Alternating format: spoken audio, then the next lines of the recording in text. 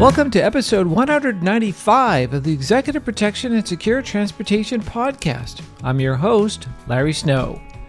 The podcast is provided by the International Security Driver Association, where every week we share secure transportation and executive protection headlines, news, trends, and educational content for today's practitioners.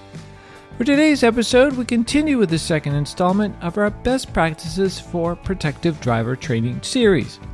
If you missed part 1, we'll leave a link in the show notes, or if you're listening in a podcast app right now, look for episode 192. The topic for part 2 is benchmarking driving skills. Statistics indicate that the time an executive spends in their vehicle is without a doubt the highest risk period of their day. From a safety standpoint, this is borne out by the latest statistics on fatal vehicle crashes from the National Highway Traffic Safety Administration, NHTSA for short. Also, as serious practitioners have known for decades, statistics have indicated that the overwhelming majority of security incidents involving corporate executives and high-profile individuals, including government and military, have occurred while the targeted individual was in or around their vehicle.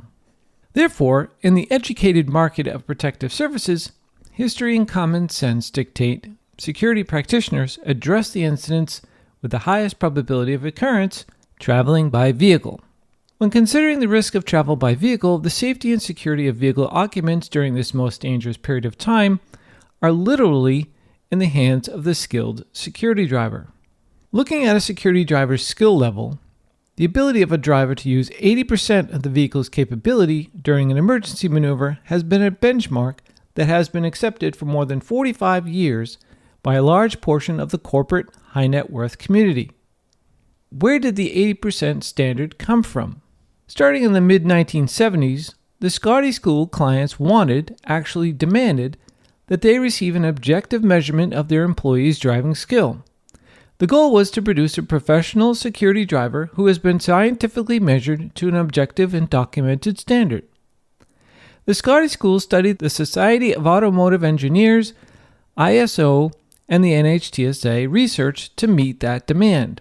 Their research created an understanding of how drivers make decisions in emergencies and how long it takes them to make those decisions.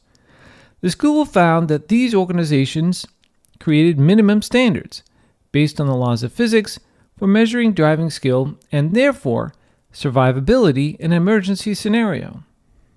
Also, the school decided that to perform the duties of a professional security driver, the minimum standards were not sufficient. From their research, they found white papers and studies conducted by the Society of Automotive Engineers that indicated that the average driver, when confronted with an emergency, can only use 40% of the vehicle's capability before they relinquish control of the vehicle. In other words, give up. Their on-track testing showed that at the 40% mark, the vehicle becomes non-linear, which in turn creates driver anxiety. They also found that once the driver was at the 40% usage of the vehicle, there remained much more vehicle capacity available for the driver to use. After a considerable amount of testing and evaluating, the Scotty School decided that a good driver should be able to use a minimum of 80% of the vehicle's capability in the 3 modes of vehicle operation and in a measured minimum amount of time and space to be considered for employment as the CEO's driver. Hence, the 80% standard. You can find more information concerning the origin of 80% standard with an article titled Science of Security Driving and the 80% Standard, and we'll have a link to that in the show notes. In creating the 80% standard, an important issue was how much of the vehicle does the security driver use in their daily driving routine, such as moving the principal from home to the office with no emergencies. The research indicated that driving up to a stoplight and slowing the vehicle required the driver to use about 20 to 25% of the vehicle's capability. Driving around a corner or onto an off-ramp required the driver to use 25 to 30% of the vehicle's capability. The engineering community calls this the comfort zone. But if an emergency popped up, accident or vehicle violence, the driver would, within the tenths of a second and a limited amount of space, have to use 80 to 90% of the vehicle's capability. That's what protective driving training is about, to get security drivers past their comfort zones, to create scenarios that require them to use a minimum of 80% of the vehicle. It is what separates the security driver from the Uber driver. How does the number 80% of the vehicle's capability translate to reality? At 80% usage, a vehicle characteristic called self-aligning torque presents itself to the driver. Self-aligning torque is the amount of effort or force needed to move the steering wheel. It is measured in pounds and is the vehicle's way of communicating to the driver that everything is cool, no worries, or that you and the principal will be experiencing a lot of excitement in a few tenths of seconds. The second signal communicated to the driver is the load the driver feels at the back of the seat, also known as their computer chip in their butt, which is high when the security driver is approaching 80% of the vehicle. In both cases, the steering and your butt is receiving information. For some, interpreting this information is second nature, and for others, it's like trying to understand Swahili. At the 80% mark, the car is telling us that it's not going where we want it to go, but it is going in a path it wants to go. So, at a critical decision-making moment for the security driver, the computer chip in their butt is telling them one thing, high energy pushing on their body, and their hands are feeling another, no or little steering response. And to make life more interesting, all of this is happening in tenths of seconds. 80% is not a vehicle usage that you would do on purpose. Something has happened to force the driver to use more of the vehicle's capability. Examples would be a car pulling out of an intersection and the driver needs to react to the scenario to avoid hitting the car. Another scenario could be a vehicle that has blocked the road and the driver needs to maneuver around the vehicle. It also could be a vehicle that has applied its brakes and the driver has to brake and steer around the vehicle. So basically, this is a scenario in the driver's path while you're moving. The vehicle is moving at speed and the driver has limited amount of time and space to avoid hitting whatever it is. If this comes as a complete surprise, it is no question that you will be using a minimum of 80% of the vehicle. At 80%, the vehicle has become very sensitive to driver's input. It may be hard to imagine a 4,500-pound vehicle or a 10,000-pound armored vehicle being described as sensitive. At this point, small changes in the speed or steering will create dramatic and dangerous increases in the vehicle's stability.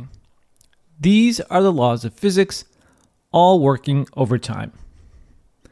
Also consider this: if you or your principal weigh 200 pounds at 80% usage of the vehicle, there will be 160 pounds of force pushing on the both of you.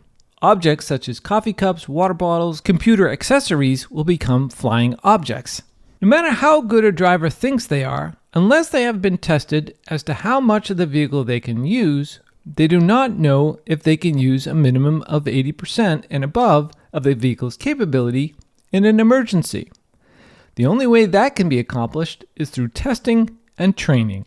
If you've ever attended a driver training program, you more than likely have driven through a slalom course.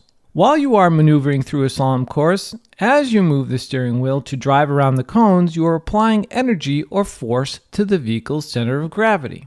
As you drive through the slalom at various speeds, the amount of force exerted on the car increases as the speed increases, increasing the amount of force you place on the vehicle's center of gravity. The force you are applying to the vehicle has been explained to you by the instructor.